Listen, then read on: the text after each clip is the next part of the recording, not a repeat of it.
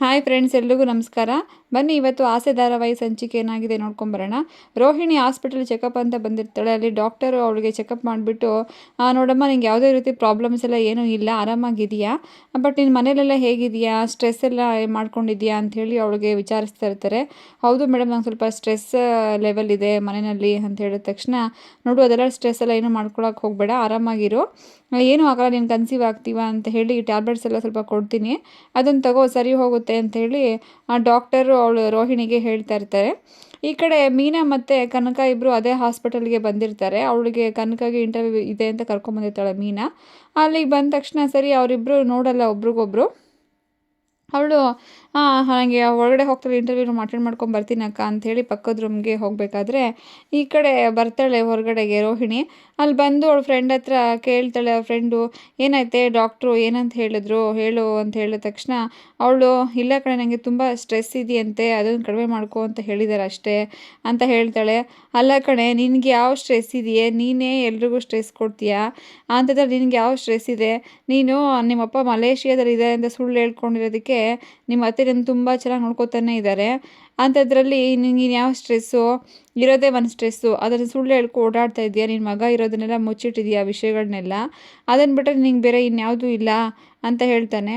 ಅದಕ್ಕೆ ನೋಡು, ನಿನ್ನ ಗಂಡ ಒಬ್ಬ ದೊಡ್ಡ ಲೂಸು, ಅವ್ನು ನೋಡು ಯಾವುದೋ ಸ್ವಾಮೀಜಿ ಹೇಳಿದ್ರು ಅಂಥೇಳಿ ದಿನಕ್ಕೊಂಥರ ಬಟ್ಟೆ ಹಾಕೊಂಡು ಓಡಾಡ್ತಾನೆ ಇರ್ತಾನೆ ಅಂತ ಹೇಳಿದ ತಕ್ಷಣ, ಹೌದಮ್ಮ ನನಗೆ ಅವನ ಸಿಕ್ಕಿದ, ನಿನಗೆ ಅದು ಸಿಗಲಿಲ್ಲ ಬಿಡು ಅಂಥೇಳಿ ಅವಳಿಗೆ ರೇಗಿಸ್ತಾ ಇರ್ತಾಳೆ.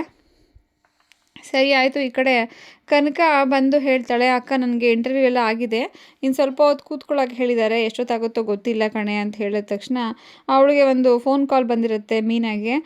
ಹೂವು ಕಟ್ಟೋದಕ್ಕೆ ಆರ್ಡರ್ ಬಂದಿರುತ್ತೆ. ಎಲ್ಲಮ್ಮ ಇದೆಯಾ, ಸ್ವಲ್ಪ ಹೂ ಕಟ್ಟಬೇಕಾಗಿತ್ತು ಅಂತೇಳಿ ಹೇಳಿದ ತಕ್ಷಣ, ಸರಿ ಈಗ ಹೊರಗಡೆ ಬಂದಿದ್ದೀನಿ, ಒಂದು ಸ್ವಲ್ಪ ಹೊತ್ತು ಆದಮೇಲೆ ಬರ್ತೀನಿ ಅಂಥೇಳಿ ಅವಳು ಫೋನ್ ಕಟ್ ಮಾಡಿ ಇಟ್ಟಿರ್ತಾಳೆ. ಅದನ್ನು ಇವಳಿಗೆ ಹೇಳ್ತಾಳೆ, ಈ ಥರ ಹೂವು ಆರ್ಡ್ರ್ ಇದೆ ಕಣೆ, ನಾನು ಏನು ಮಾಡಲಿ, ಈಗ ಹೊರಗಡೆ ಹೋಗಲ್ಲ ನಾನು, ಇವತ್ತು ಒಬ್ಬಳೇ ಇರ್ತೀಯಲ್ಲ ಏನು ಮಾಡೋದು ಅಂತ ಹೇಳಿದ ತಕ್ಷಣ, ನಾನೇನು ಚಿಕ್ಕ ಮಗುನಾ, ಬಿಡು ನಿನ್ನ ಪಾಡು ನೀನು ಹೋಗ್ಬಿಟ್ಪಾ, ನಾನು ಇಲ್ಲಿ ನೋಡ್ಕೊತೀನಿ, ನನಗೆ ವಿಷಯ ಗೊತ್ತಾದ ತಕ್ಷಣ ನಿನಗೆ ಕಾಲ್ ಮಾಡ್ತೀನಿ ಅಂಥೇಳಿ ಮೀನನ್ ತಂಗಿ ಕನಕ ಹೇಳ್ತಾಳೆ. ಸರಿ ಆಯಿತು ಅಂಥೇಳಿ ಅವಳು ಅಲ್ಲಿಂದ ಹೊರಟ್ಬಿಡ್ತಾಳೆ. ಈ ಕಡೆ ಕನಕ ಬಂದು ಒಂದು ಕಡೆ ಕೂತ್ಕೊಂಡಿರ್ತಾಳೆ.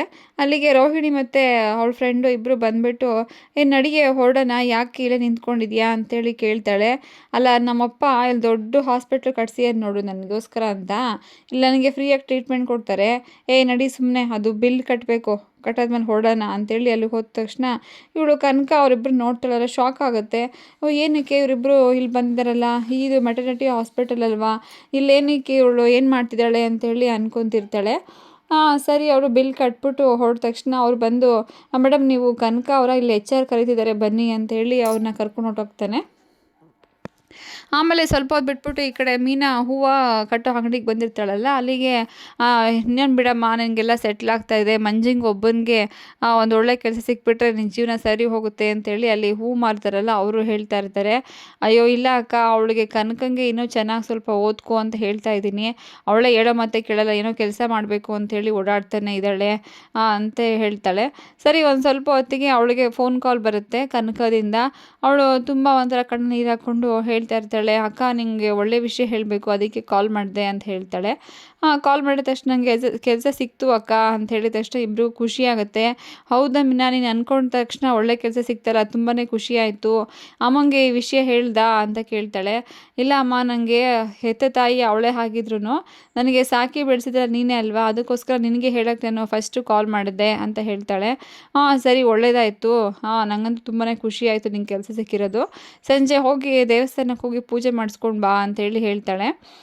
ಸರಿ ಫೋನ್ ಕಟ್ ಮಾಡೋಕೆ ಇಡಬೇಕಾದ್ರೆ, ಇಲ್ಲ ಅಕ್ಕ ಒಂದು ನಿಮಿಷ ಬೇರೆ ಏನೋ ವಿಷಯ ಹೇಳಬೇಕು ಅಂತೇಳಿ, ನಿಮ್ಮ ಮನೇಲಿ ರೋಹಿಣಿ ಅಂತ ಇದ್ದಾರಲ್ಲ ಅಕ್ಕ, ಅವ್ರು ಇಲ್ಲಿ ಬಂದಿದ್ದರು ಅಂದ ತಕ್ಷಣ ಅವಳೇನಕ್ಕೆ ಅಲ್ಲಿಗೆ ಬರ್ತಾಳೆ, ಏನು ವಿಷಯ ಅಂತ ಕೇಳ್ಕೊಂಡ್ಯಾ ಅಂತ ಕೇಳಿದ ತಕ್ಷಣ, ಅಯ್ಯೋ ಇಲ್ಲ ಅಕ್ಕ, ನಾನು ಕೇಳೋಕ್ಕಾಗಲೇ ಇಲ್ಲ ಅಂತಾಳೆ.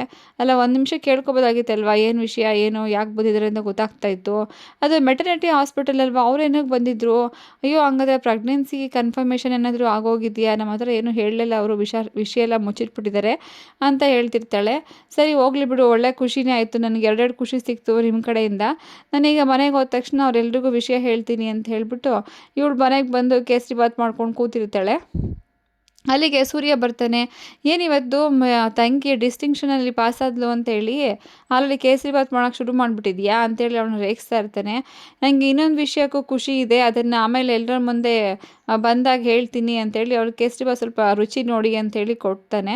ಅವರಿಬ್ಬರು ತಿನ್ಕೊಂಡು ಸರಿ ಹಾಲಿಗೆ ಬರೋ ಅಷ್ಟರಲ್ಲಿ ಅವ್ರ ಅತ್ತೆ, "ಏಯ್ ಮೀನಾ, ಏನೇ ಮಾಡ್ತಾ ಇದೀಯಾ? ಹೊರಗಡೆ ಬಾ ಬೇಗ, ಇನ್ನೂ ಅಡುಗೆ ಎಷ್ಟೊತ್ತವರೆಗೂ ಮಾಡ್ಕೊಂಡು ಕೂತಿದ್ದೀಯಾ? ನಮಗಿಲ್ಲಿ ಹಶ್ವಾಗ್ತಾ ಇದೆ" ಅಂತೇಳಿ ಕಿರಿಚ್ತಾ ಇರ್ತಾರೆ. ಅದಕ್ಕೆ ಸೂರ್ಯ ಬಂದ್ಬಿಟ್ಟು, "ಅಪ್ಪ ಅವ್ರಿಗೆ ಹೇಳು, ಇದೇನು ನಮ್ಮ ಹೆಂಡತಿಯನ್ನು ಹೋಟೆಲ್ ಇಟ್ಕೊಂಡಿಯಾಳ, ಕೇಳಿದ ತಕ್ಷಣ ಆರ್ಡ್ರ್ ಮಾಡ್ಕೊಬಂದು ಕೊಡೋದಕ್ಕೆ" ಅಂತ ಹೇಳ್ತಾಳೆ.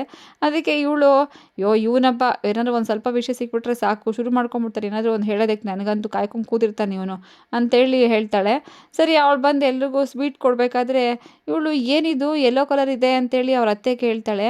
"ಅಲ್ಲ, ಕೇಸರಿಬಾತು ಯೆಲ್ಲೋ ಕಲರ್ ಇದೆ, ಯಾವ ಕಲರ್ ಇರುತ್ತೆ, ತಿನ್ನು" ಅಂತ ಹೇಳಿ ಎಲ್ಲರೂ ಖುಷಿ ಪಟ್ಕೊಂಡು ತಿನ್ನಬೇಕಾದ್ರೆ ಅಷ್ಟೊತ್ತಿಗೆ ರೋಹಿಣಿ ಮತ್ತು ಮನೋಜ ಇಬ್ಬರು ಒಟ್ಟಿಗೆ ಮನೆಗೆ ಬರ್ತಾರೆ. ಅವರು ಬಂದ ತಕ್ಷಣ, "ಇದೇನು ಇದು, ಎಲ್ರಿಗೂ ಸ್ವೀಟ್ಸ್ ಕೊಡ್ತಾ ಇದ್ದಾರಲ್ಲ, ಏನು ಸಮಾಚಾರ" ಅಂದ ತಕ್ಷಣ ಈ ಕಡೆ ಅವಳು ಶ್ರುತಿ ಮತ್ತು ಅವಳ ಗಂಡ ಇಬ್ಬರೂ ಬರ್ತಾರೆ. ಎಲ್ರಿಗೂ ಕೇಸರಿಬಾತ್ ಹಂಚ್ತಾ ಇರ್ತಾಳೆ.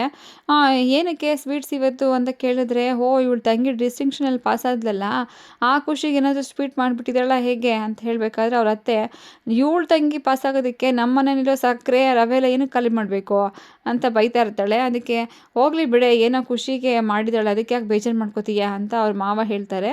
ಅಷ್ಟೊತ್ತಿಗೆ ಅವಳು ಮೀನಾ, "ಇಲ್ಲ, ಇನ್ನೊಂದು ಖುಷಿ ವಿಚಾರ ಇದೆ. ಅಯ್ಯೋ ರೋಹಿಣಿಯವರೇ, ನೀವೇ ಹೇಳ್ರಿ, ಯಾಕೆ ಮುಚ್ಚಿಟ್ಟಿದ್ದೀರಾ ಈ ವಿಷಯನೆಲ್ಲ? ನೀವು ಮೆಟರ್ನಿಟಿ ಹಾಸ್ಪಿಟಲ್ಗೆ ಹೋಗಿದ್ರಲ್ಲ, ಅದನ್ನ ಬಗ್ಗೆ ಹೇಳಿ" ಅಂದ ತಕ್ಷಣ ಎಲ್ರಿಗೂ ಖುಷಿ ಆಗುತ್ತೆ. "ಓ ಹೌದಾ, ಅಂದರೆ ನೀವು ತಾಯಿ ಆಗ್ತಿದ್ದಾಳ" ಅಂಥೇಳಿ. "ಅಲ್ಲ ಕಣೋ ಮನೋಜ, ನನಗೊಂದು ವಿಷಯನೂ ಹೇಳಿಲ್ವಲ್ಲೋ ನೀನು" ಅಂತ ಅವರಮ್ಮ ಕೇಳಿದ್ರೆ, "ನನಗೆ ಗೊತ್ತಿಲ್ಲ ಅಮ್ಮ, ನನಗೆ ಈ ವಿಷಯ ಇವಳಿನ್ನೂ ಯಾವುದೂ ಹೇಳಲೇ ಇಲ್ಲ, ನನಗೂ ಇವಾಗಲೇ ಗೊತ್ತಾಗಿದ್ದು" ಅಂಥೇಳಿ ಅವನು ಮಾತಾಡ್ತಿರ್ತಾನೆ. ಸರಿ ಆಯಿತು ಅಂತ ಹೇಳಿದ ತಕ್ಷಣ ಇವಳಿಗೆ ಶಾಕ್ ಆಗುತ್ತೆ ರೋಹಿಣಿಗೆ. "ಯಾಕೆ ಮೀನಾ ಅವರೇ, ಈ ಥರ ಎಲ್ಲ ಮಾಡಿದ್ದೀರಾ ನನ್ನ ಬಗ್ಗೆ ನೀವು? ನಿಮ್ಗೇನಾದ್ರು ವಿಷಯ ಗೊತ್ತಿರೋ ಕರೆಕ್ಟಾಗಿ ತಿಳ್ಕೊಂಡು ಹೇಳಬೇಕಲ್ವಾ? ಈ ಥರ ಎಲ್ಲ ಯಾಕೆ ಹೇಳ್ತಾ ಇದ್ದೀರಾ? ಯಾವೊಂದು ಪ್ರೆಗ್ನೆನ್ಸಿನೂ ಇಲ್ಲ, ಎಂಥದ್ದೂ ಇಲ್ಲ" ಅಂತೇಳಿ ತುಂಬ ಜೋರಾಗಿ ಕೂಗಾಡ್ತಿರ್ತಾಳೆ ಅವಳು. ಅಷ್ಟೊತ್ತಿಗೆ ಎಲ್ರಿಗೂ ಶಾಕ್ ಆಗುತ್ತೆ. ಅಯ್ಯೋ, ಈಗ ತಾನೇ ಎಲ್ಲ ಖುಷಿ ಅಂತ ಅಂದ್ಕೊಂಡ್ವಲ್ಲಪ್ಪ ಅಂತ ಅನ್ಕೋತಿರ್ತಾರೆ. ಆಮೇಲೆ, "ನಿಮ್ಗೆ ಹೆಂಗೆ ಗೊತ್ತಾಯಿತು ಈ ವಿಚಾರ" ಅಂತ ಕೇಳಿದ ತಕ್ಷಣ, "ನನ್ನ ತಂಗಿಗೆ ಅಲ್ಲೇ ಕೆಲಸ ಸಿಕ್ಕಿದೆ, ಅವಳೇ ನನಗೆ ಈ ವಿಷಯ ಹೇಳಿದ್ದು" ಅಂತ ಹೇಳ್ತಾಳೆ. "ಓಹೋಹೋ, ಪರವಾಗಿಲ್ವೇ, ಕೆಲಸ ಸಿಕ್ಕೋ ಅಷ್ಟು ಅಲ್ಲಿ ಸಿಕ್ಕಾಕಿದೆಯಾ ಇವಳಿಗೆ" ಅಂತೇಳಿ ಬೈತಾ ಇರ್ತಾರೆ ಅವ್ರ ಅತ್ತೆ. ಅದಕ್ಕೆ ಅವಳು ನೋಡಿಬಿಟ್ಟು, "ಹೌದಪ್ಪ, ನಮ್ಮದು ಮಗಳಿಗೂ ಕೆಲಸ ಸಿಕ್ಕಿದೆ" ಅಂತೇಳಿ ಅಂತಿರ್ತಾರೆ. ಅದಕ್ಕೆ ಸೂರ್ಯ ಎಲ್ಲರೂ, "ಸರಿ ಆಯಿತು, ಬೇಜಾರು ಮಾಡ್ಕೊಬೇಡ ಬಿಡಮ್ಮ, ಅವಳಿಗೇನೋ ಗೊತ್ತಿಲ್ಲದೇ ಅದು ಅಂದ್ಕೊಂಡು ಮಾಡಿಬಿಟ್ಟಿದ್ದಾಳೆ, ಅದಕ್ಕೆಲ್ಲ ತಪ್ಪಾಗಿ ತಿಳ್ಕೊಬೇಡ ನೀನೇನು ಬೇಜಾರು ಮನಸ್ಸಿಗೆ ಅಂದ್ಕೋಬೇಡ" ಅಂತೇಳಿ ಹೇಳಬೇಕಾದ್ರೆ ಇವಳು ಕೋಪ ಮಾಡಿಕೊಂಡು, "ರೋಹಿಣಿ ನೋಡಿ, ನಿಮಗೆ ವಿಷಯ ಕರೆಕ್ಟಾಗಿ ಗೊತ್ತಿದ್ದರೆ ತಿಳ್ಕೊಂಡು ಮಾಡಿ, ಈ ಥರ ಮನೆಯವರು ಎಲ್ಲರ ಮುಂದೆ ಬಂದು ಸುಮ್ಮನೆ ತಪ್ಪಾಗಿ ನನ್ನ ಬಗ್ಗೆ ಎಲ್ಲ ಮಾತಾಡಬೇಡಿ ನೀವು" ಅಂತೇಳಿ ಮೀನಾಗೆ ಚೆನ್ನಾಗಿ ಬೈದು ಹೊರಟೋಗ್ತಾಳೆ ಒಳಗಡೆಗೆ ಅವಳು. ಆವಾಗ ಇವಳು ಅಷ್ಟೇ ಅವ್ರ ಅತ್ತೆ, "ನೋಡು, ನಿಂಗೆ ಕರೆಕ್ಟಾಗಿ ಗೊತ್ತಿದ್ದರೆ ಇದನ್ನೆಲ್ಲ ಮಾಡು, ಸುಮ್ಮನೆ ಹಿಂಗೆಲ್ಲ ಮಾತಾಡಬೇಡ, ನೋಡು ಅವಳು ಬೇಜಾರು ಮಾಡ್ಕೊಂಡು ಹೊರಟೋದ್ಲು ಇವಾಗ" ಅಂತೇಳಿ ಹೇಳ್ತಾರೆ. ಸರಿ, ಅವರೆಲ್ಲರೂ ಹೊರಟೋದ ತಕ್ಷಣ ರೋಹಿಣಿ ರೂಮ್ ಒಳಗೆ ಇರ್ತಾಳೆ. ಅಲ್ಲಿಗೆ ಅವ್ರು ಮನೋಜ ಹೋಗ್ತಾನೆ. "ನೋಡಿ ಬನ್ನಿರಿ, ಇವಳು ಎಂಥ ಕೆಲಸ ಮಾಡಿದಾಳೆ ನೋಡಿ, ಇದನ್ನ ಬಗ್ಗೆ ಮೀನಾ ಎಲ್ಲರ ಮುಂದೆ ನನಗೆ ಹೇಳಿ ಅವಮಾನ ಮಾಡಿಬಿಟ್ಲು ಇವಳು" ಅಂತ ಹೇಳಿದ ತಕ್ಷಣ, "ಹೋಗಲಿ ಬಿಡ, ನೀನು ಆವಾಗಲೇ ಚೆನ್ನಾಗಿ ಬೈದಿದ್ದೀಯಲ್ಲ, ತಲೆ ಕೆಡಿಸ್ಕೊಬೇಡ, ಆರಾಮಾಗಿರು" ಅಂತೇಳಿ ಅವನು ಹೇಳ್ತಾನೆ. ಆಮೇಲೆ, "ನಾನೀಗ ಹಾಸ್ಪಿಟಲ್ಗೆ ಹೋಗಿದ್ದೆ ಕಣ್ರಿ, ಚೆಕಪ್ ಮಾಡಿಸ್ಕೊಂಬರೋಣ, ನಂದೇನೋ ಪ್ರಾಬ್ಲಮ್ಸ್ ಇದೆಯಾ ಅಂತ ಚೆಕ್ ಮಾಡಿಸ್ಕೊಂಬರೋಕೆ ಹೋಗಿದ್ದೆ. ಅವರು ಡಾಕ್ಟ್ರು ಚೆಕ್ ಮಾಡಿ ಏನೂ ತೊಂದರೆ ಇಲ್ಲ ಅಂತ ಹೇಳಿದ್ರು. ಆದರೆ ನನಗೆ ನಿಮ್ಮ ಮೇಲೆ ಅನುಮಾನ ಇದೆ, ನೀವೇ ಒಂದ್ಸಲ ಹೋಗಿ ಚೆಕಪ್ ಮಾಡಿಸ್ಕೊಂಡು ಬನ್ನಿ" ಅಂದ ತಕ್ಷಣ ಇವನು ಕೂಗಾಡ್ತಿರ್ತಾನೆ. "ಏಯ್, ನನ್ನ ಬಗ್ಗೆ ಏನಕ್ಕೆ ಮಾತಾಡ್ತಿದ್ಯಾ ನೀನು? ಇದೆಲ್ಲ ನನ್ನ ಥರ ಎಲ್ಲ ಹೇಳಕ್ಕೆ ಹೋಗ್ಬೇಡ, ನಾನೇನು ಚೆಕ್ ಮಾಡಿಸ್ಕೊಳ್ಳೋ ಥರ ಏನೂ ಇಲ್ಲ" ಅಂತೇಳಿ ಇವನೇ ಅವಳಿಗೆ ಬೈತಾ ಇರ್ತಾನೆ. ಅದಕ್ಕೆ, "ಮತ್ತು ಏನಕ್ಕೆ ನಂಗೆ 1 ವರ್ಷದಿಂದ ಆಗಿಲ್ಲ, ನೀವೇನೇ ಅದಕ್ಕೆಲ್ಲ ಕಾರಣ ಇರ್ಬೋದು, ನಿಮಗೆ ಮಗು ಮೇಲೆ ಆಸೆ ಏನೋ ಇಲ್ವಾ? ನನಗೆ ತುಂಬ ಕನಸುಗಳೇ ಬೀಳ್ತಾ ಇದೆ ಅದೇ ವಿಚಾರಕ್ಕೆ" ಅಂತೇಳಿ ಹೇಳ್ತಾಳೆ.